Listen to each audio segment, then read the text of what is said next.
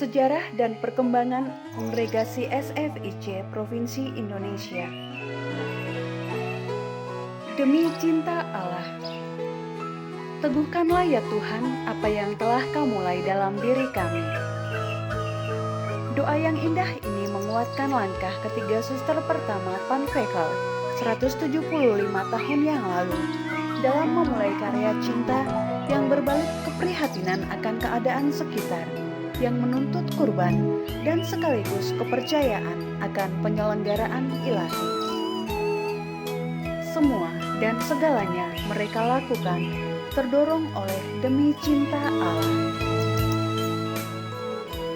Kisah cinta ini bermula pada tanggal 24 Juni 1844 ketika Suster Theresia van Meert, Suster Bernardina van Hoof, dan Suster Francisca de Roy menyelesaikan pendidikan novisiat mereka di Roosendaal, Belanda. Mereka menerima misi besar dari pencipta mereka, sebuah kesaksian sejarah untuk diceritakan, menyampaikan kehidupan dan sejarah dari Suster Franciscan van Vekel. Tradisi dan nilai-nilai yang mereka hidupkan sampai menembus batas benua dan negara. Sehingga darinya, hiduplah pohon-pohon yang sama seperti pohon-pohon di tanah ini. Jawaban akan seruan keprihatinan menembus batas waktu dan jarak. Mereka mendengarnya dan menjawab, "Inilah aku, utuslah aku." Dari benua biru, Moeder Emerentiana van Thiel, Suster Rogeria Vissers, Suster Sylvestra van Brinsven, Suster Alexia Hellings, dan Suster Fidelia Grassen memulai misi perutusannya, mengarungi lautan luas, menentang badai dan segala cuaca, berlayar di bawah langit biru demi kepentingan misi di timur jauh. Kata mereka kepada yang ditinggalkan, "Sampai kita jumpa lagi di surga." Perjalanan panjang dimulai pada bulan Oktober tahun 1906 dan pada tanggal 28 November 1906, suster-suster tiba di Singkawang, Borneo Barat dan disambut dengan cuaca ekstrim dan iklim yang sangat berbeda dengan tanah kelahiran mereka. Tidak mengerti bahasa, perbedaan makanan, budaya, dan tradisi, beratnya karya pelayanan dan medan yang harus dilalui, tidak menyurutkan langkah para suster untuk membantu misionaris Kapusin yang sudah tiba setahun sebelumnya. Di rumah yang sangat sederhana inilah para suster memulai misi barunya. Rumah pinjaman milik guru agama Chang Akang. Bagai kandang Bethlehem, meskipun mengalami akibat kemiskinan, kami tetap hidup bergembira. Demikian kata Moeder Emerentiana menggambarkan pondok mereka saat itu.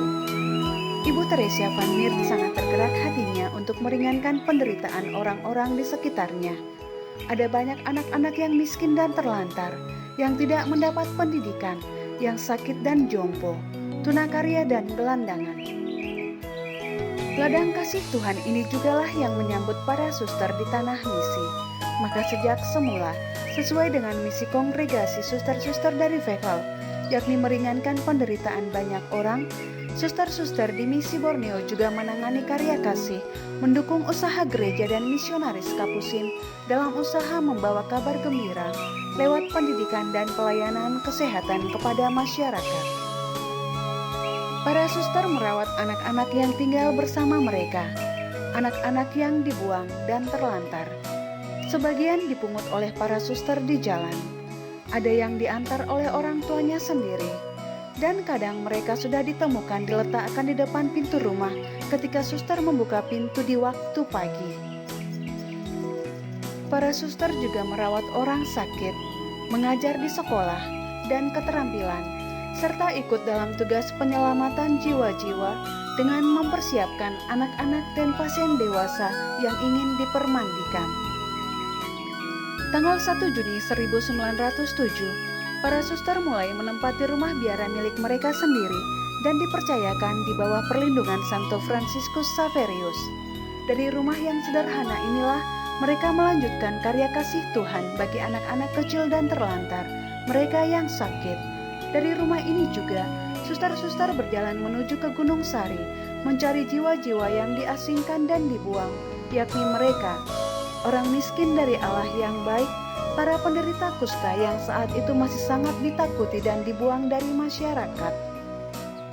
Tahun 1908, petualangan baru menuju Hulu Kapuas dimulai dengan dibukanya komunitas di Sejiram, namun kemudian diserahkan kepada kongregasi SMFA tahun 1946.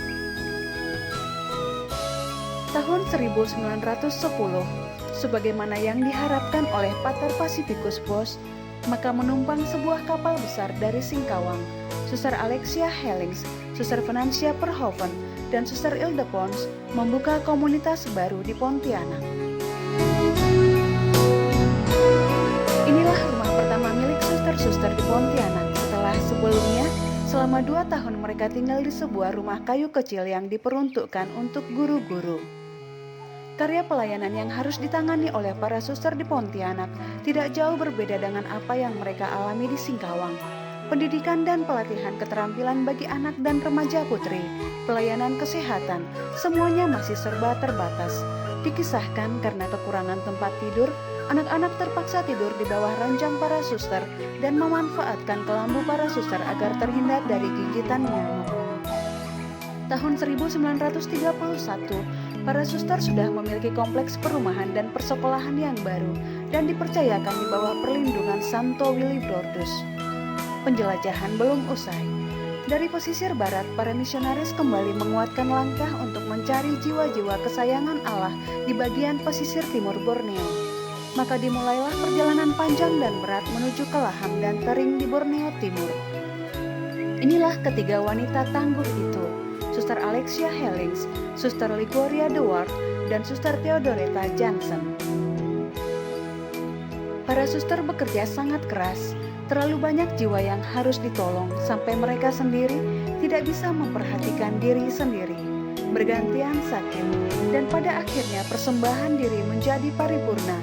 2 jiwa dipersembahkan di Borneo Timur, yakni Suster Felicia yang meninggal pada usia 49 tahun di Laham, dan Suster Alexia Hellings yang meninggal pada tanggal 14 September 1929 di Samarinda. Tahun 1932, komunitas di Laham ditutup dan disusul komunitas Tering pada tahun 1934. Maka semua suster kembali dan memperkuat barisan misionaris di pantai barat Borneo. Di Borneo Barat karya semakin berkembang dengan dibukanya misi baru di Benua Martinus pada tahun 1921. Namun sayang sekali, akhirnya ditutup pada tahun 1928. Sejak kedatangannya, para suster memberi perhatian khusus kepada para kaum termiskin, yakni penderita kusta yang tersebar di sekitar Gunung Sari, beberapa kilometer dari Singkawang. Mereka sungguh-sungguh terasing, dan para suster mencari dan merangkul untuk menyembuhkan mereka yang disebut oleh Bapak Fransiskus sebagai orang miskin dari Allah yang baik. Suster Cayetana Van Thiel adalah garda kuat yang menopang berdirinya Rumah Sakit Kusta Alverno. Setiap hari berjalan pergi dan pulang dari Singkawang untuk menolong orang-orang kusta di Gunung Sari. Sampai akhirnya atas himbauan Pater Beatus Bayens Kapusin pada waktu itu, dibangunlah sebuah rumah di mana suster bisa menetap dan mempermudah pelayanan terhadap orang-orang sakit kusta. Inilah komunitas Santo Fransiskus Assisi tahun 1925 yang bentuknya masih bertahan sampai hari ini.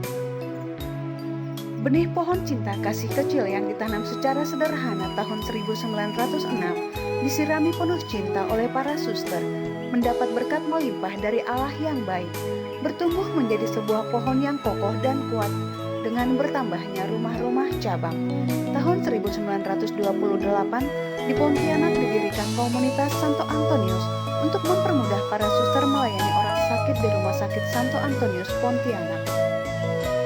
Tahun 1931, komunitas Santa Teresia Avila di Nyarungkop dibuka untuk membantu pelayanan bagi masyarakat sekitar maupun untuk anak-anak di persekolahan Nyarungkop.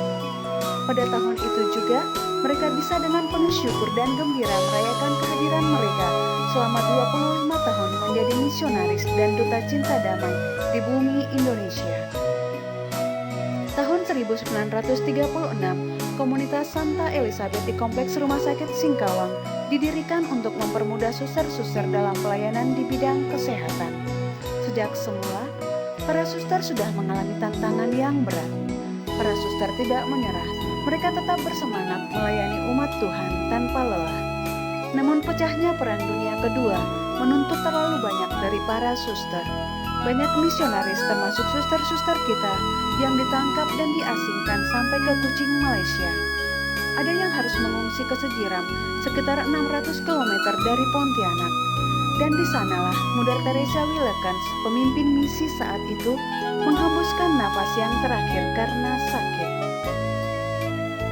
Beratnya kehidupan di kamp pengungsian Kuching dialami oleh para suster. Banyak di antara mereka yang tidak mampu bertahan. Akhirnya 5 orang suster meninggal di sana. Namun tidak ada pengorbanan yang sia-sia. Setelah Jepang menyerah kepada sekutu tahun 1945, para suster boleh kembali ke tempat tugas masing-masing untuk meneruskan misi dan karya perutusan dengan fasilitas yang sangat sederhana, karena sebagian yang mereka miliki sudah rusak oleh perang. Tantangan berat yang dilalui serta pengorbanan penuh cinta dari para suster menjadi pupuk yang menyuburkan tumbuhnya pohon kongregasi. Tahun 1952, komunitas Santo Yosef dan Poliklinik di Pusat Damai dibuka. Tanggal 25 November 1956, semua suster merayakan pesta emas 50 tahun kehadiran SEBC, hadir dan berkarya di bumi Kalimantan. Tahun 1970, komunitas Santo Fidelis Tebet, Jakarta. Tahun 1971, komunitas Santa Ana, Pahoman. Tahun 1973, komunitas Maria Porciuncula, Sanggau. Tahun 1979, komunitas Margareta Cortona, awalnya di Cemongko dan sekarang di Kuala Dua. Tahun 1988, komunitas Maria Immaculata, Darin. Tahun 1992, komunitas di SD Erna Kompleks Pabrik Kayu Tunu, Sanggau. Tahun 2000, komunitas Sandamiano Sangala, Keuskupan Agung Makassar.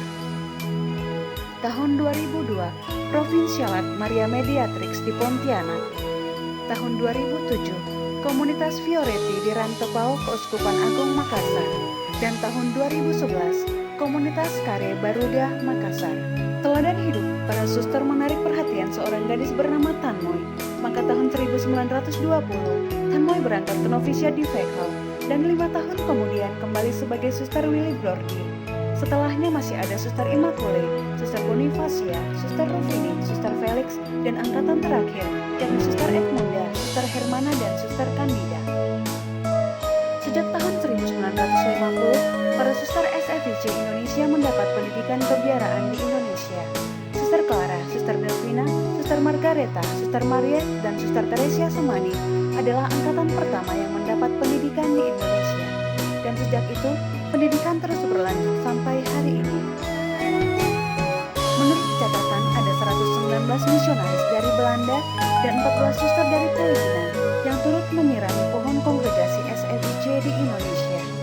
Para suster saling mendukung dan menguatkan dalam hidup bersama, berbagi bakat dan talenta, saling menopang dalam suka dan duka, dikuatkan oleh semangat doa, sehingga tunas-tunas muda terus bertumbuh. Tahun 2019 ini ada 4 postulan, 7 orang novis, 21 suster berkaul sementara, dan 98 suster berkaul kekal yang tersebar di 18 komunitas di 4 keuskupan di Indonesia. Sejak tahun 1906 sampai tahun 1970, ada 5 orang suster yang menjadi pemimpin misi Borneo. Status misi Borneo berubah menjadi regio pada tanggal 1 Oktober 1970 dan menjadi provinsi pada tanggal 30 Desember tahun 1985. Suster Teresia Semani adalah pemimpin Provinsi Indonesia yang pertama mulai tahun 1985 sampai tahun 1987. Suster Jean Mary Punggak tahun 1987 sampai tahun 1995.